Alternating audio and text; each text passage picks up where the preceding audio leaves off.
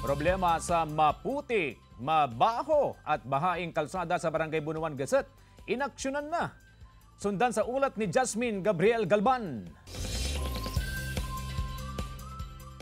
June 26, nang idulog sa GMA Regional TV 1 North Central Luzon ng ilang residente ang problema sa stagnant na tubig at mabahong amoy mula sa kanal sa Sitio Pag-asa, Barangay Bunuan, Gaset, Dagupan City. Sa dumi ng kanal, pinamamahayan na raw ito ng daga. Taong 2019, isang bata raw sa lugar ang tinamaan ng leptospirosis dahil sa maruming kanal. Agad nakipag-ugnay ng news team sa mga opisyal ng barangay at nangako na aaksyonan ang hinaing ng mga residente. Matapos ang 3 buwan, muling binalikan ng news team ang lugar at ganito na ang sitwasyon sa sitio.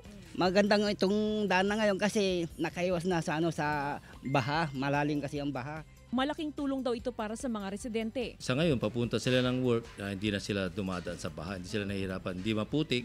Patuloy pa rin ang iba't ibang road elevation at road construction project sa barangay. Jasmine Gabriel Galban para sa Mornings with GMA Regional TV.